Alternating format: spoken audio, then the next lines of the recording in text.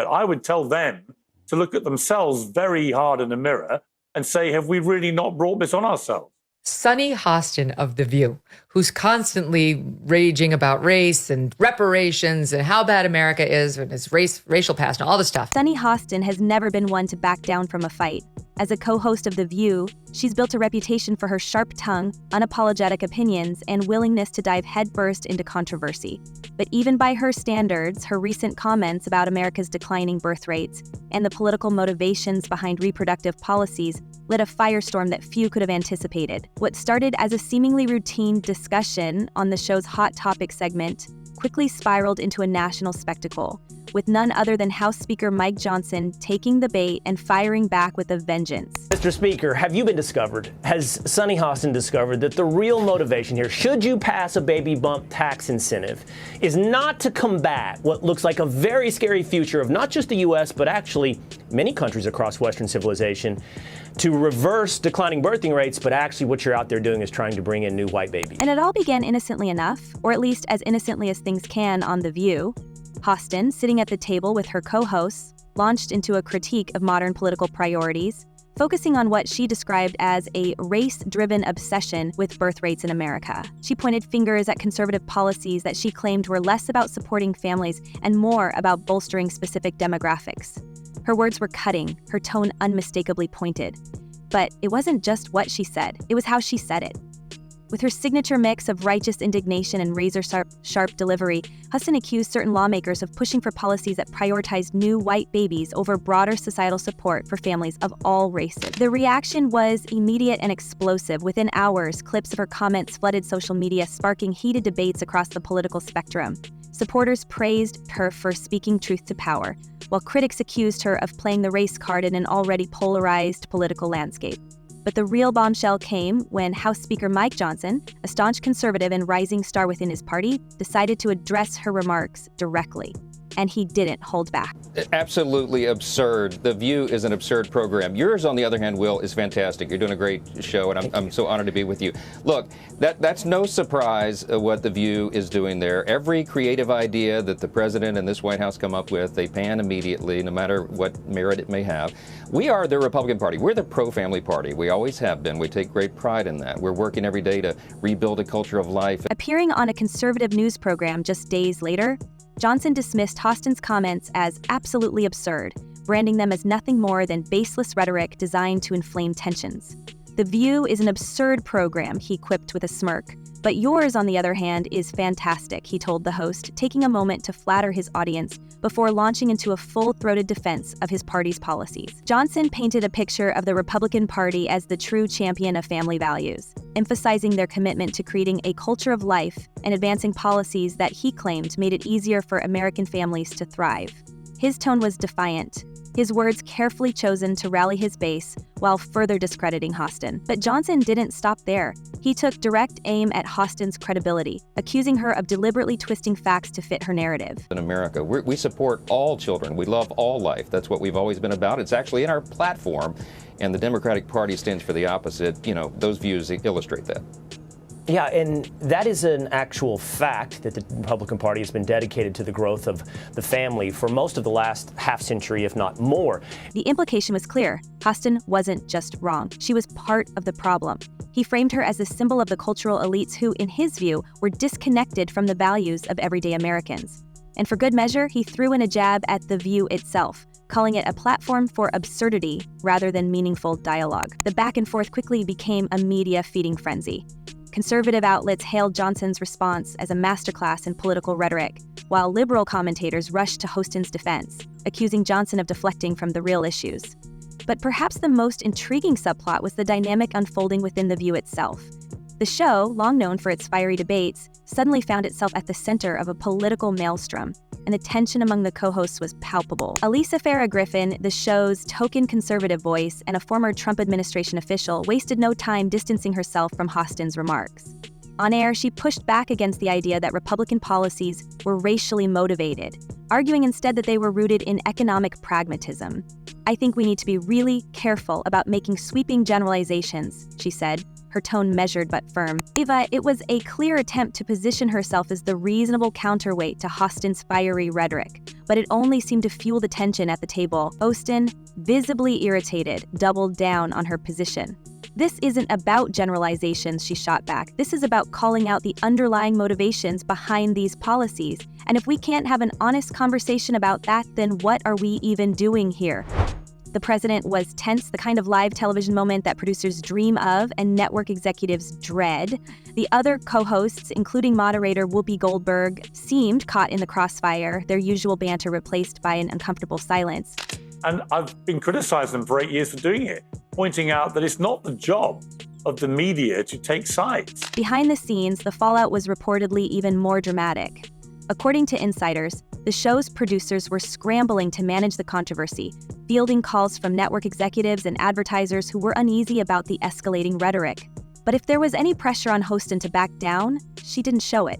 On the contrary, she seemed to relish the fight, using her platform to continue hammering home her points in subsequent episodes. If we're not willing to have these tough conversations, then we're just perpetuating the status quo, she declared during one particularly charged segment. It was classic Hostin's, bold, unflinching, and utterly polarizing. It's the more insidious, secret partisan behavior of very liberal-dominated newsrooms working at the supposedly impartial. Meanwhile, Johnson was capitalizing on the controversy to bolster his own political profile. In interviews and public appearances, he positioned himself as the defender of real American values, using his clash with Hostin as a rallying cry for his base. He framed the debate as a microcosm of the broader cultural battle unfolding in America, portraying himself as the voice of reason against the radical left. And it seemed to be working. His approval ratings among conservative voters surged in the weeks following the incident, and he became a regular fixture on right-leaning media outlets where he continued to take jabs at Hostin and The View. As the feud played out in the media, it also sparked a broader conversation about the role of daytime television in shaping public discourse. Critics questioned whether shows like The View were contributing to the polarization of American politics, while supporters argued that they provided a valuable platform for diverse perspectives. But one thing was clear: the conflict between Hostin and Johnson had struck a nerve, tapping into deep-seated anxieties about race, politics, and the future of the country. And yet, for all the public posturing and media spectacle, there was a sense that the real story was unfolding behind the scenes. Whispers began to circulate about other controversies involving Hostin, from her clashes with major public figures to the legal troubles surrounding her husband. The tension at The View wasn't just about politics. It was personal, and it was escalating. The question wasn't just how far this feud would go, but what else it might reveal along the way. As the family, they de-emphasize the merit of marriage, strong, steady, stable marriages between one man and one woman that produce children, you know? I mean, this is part of the uphill climb that we have in working against the culture, but we'll continue to do that, and public policy should reflect. And while the public spectacle between Sunny Hostin and Mike Johnson raged on, the real story, the one simmering just beneath the surface, was far more tangled and far messier than anyone could have anticipated. Because this wasn't just about birth rates, partisan politics, or even the cultural divide. No, this was about a pattern, one that seemed to follow Hostin wherever she went, leaving in its wake a string of controversies, fractured alliances, and, oh yes, a growing list of enemies. One of those enemies? Billionaire power player Elon Musk, whose name now popped up in whispers surrounding Hostin's increasingly public battles. If Mike Johnson had flicked the first match, Musk was about to pour gasoline on the fire. Problem is that this wasn't the guy to fix anything. This is the guy that is the king of breaking things, as we can see. Yeah. Well, Congresswoman, Elon Musk and Doge, the team, have been infiltrating and dismantling federal agencies. He says he's rooting out waste, fraud, and abuse, all while gaining access to some of our most sensitive data. So you sit on the Doge subcommittee run by Representative... It started innocuously enough, or at least as innocuous as anything involving Musk can be. Hostin had on multiple occasions called out the tech mogul for his growing influence on American politics, accusing him of being a shadow puppeteer for right-wing agendas. She questioned his role in shaping policy decisions and even floated the idea that Musk, not Trump, was the real power broker behind the Republican Party's resurgence. And, true to form, Musk did what Musk does best. He retaliated. In a late-night post on his preferred social media platform, one he controversially acquired just months earlier, he dismissed Hostin as a loudmouth grifter, desperate for relevance. But Musk wasn't content to just leave it at that. He began amplifying posts from conservative commentators mocking Hostin, sharing memes that ridiculed her on-air persona, and even liking tweets that questioned her journalistic integrity. It was petty, sure, but it was also effective. Within days, the hashtag #SunnyMeltdown began trending, fueled by Musk's millions of followers. The narrative was clear. Hostin wasn't just wrong, she was unraveling. And Musk, with his unparalleled platform and his flair for online drama, was making sure the world noticed. When it comes to questions about who is the administrator of Doge, actually, do you believe that's an important question to have the answer to? No, the issue is not who is technically the administrator, who has the title.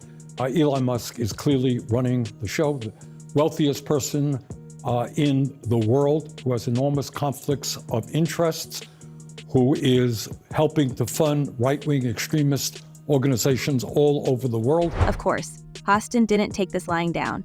On The View, she fired back with a vengeance, accusing Musk of using his wealth and influence to silence dissent. This is exactly what happens when billionaires think they're untouchable, she said, during one particularly fiery segment. They bully, they intimidate, and they try to control the narrative. Well, guess what? I'm not backing down. Her co-hosts, caught in the crossfire, looked visibly uncomfortable, but Hostin was on a roll. She doubled down, calling Musk a danger to democracy and implying that his business dealings, including lucrative government contracts, deserved closer scrutiny.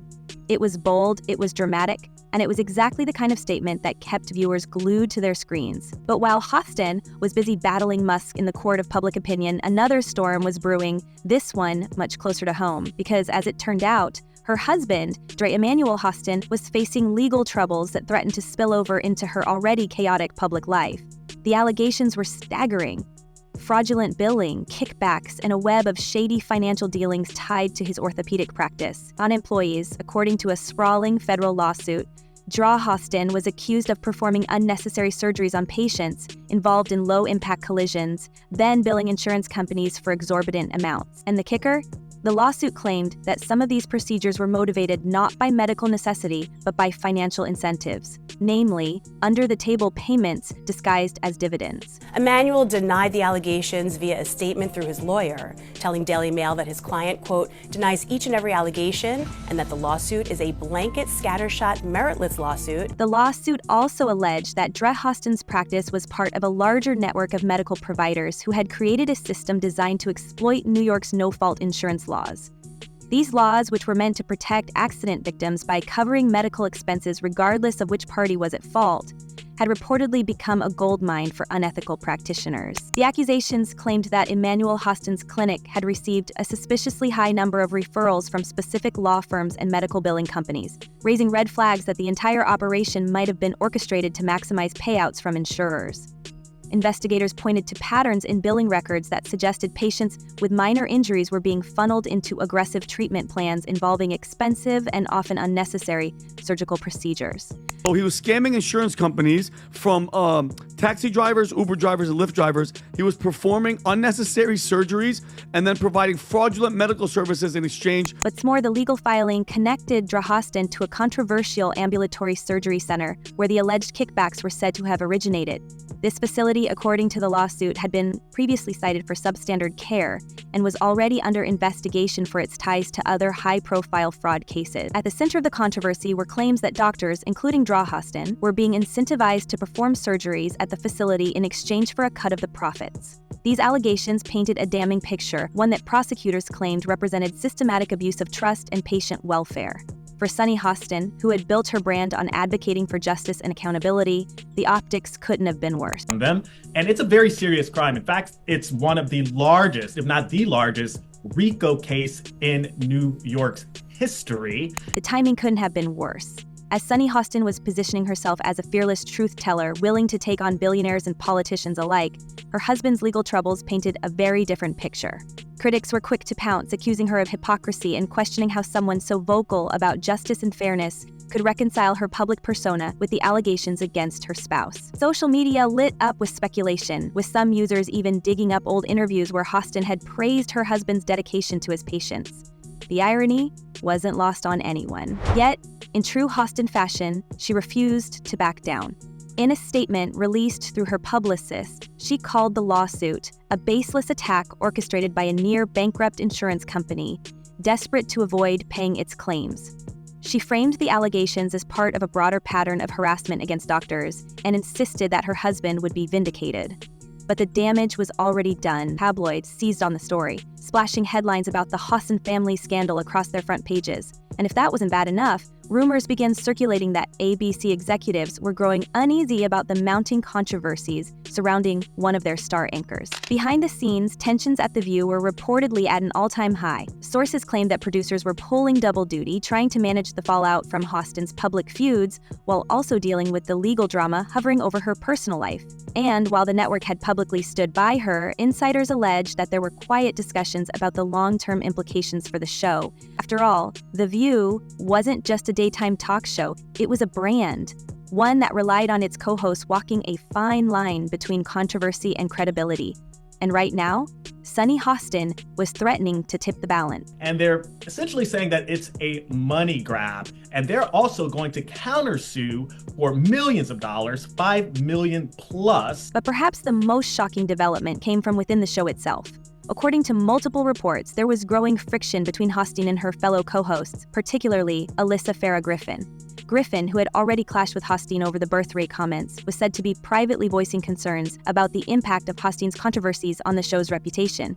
One anonymous source described the atmosphere as toxic, with heated arguments spilling over into production meetings and even live broadcasts. And yet, for all the drama, Hostin remained defiant.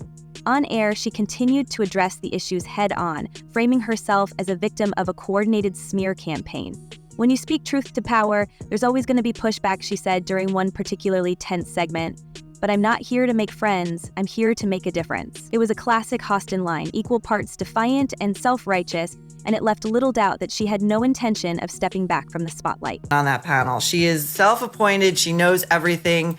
It's great to see her ego take this hit, but I think it will be short-lived. It's amazing to listen to her talk about. But as the controversies piled up, one question loomed larger than any other: how much more could she take? Between the feud with Mike Johnson, the clashes with Elon Musk, and the legal troubles swirling around her husband, Hostin was fighting battles on multiple fronts.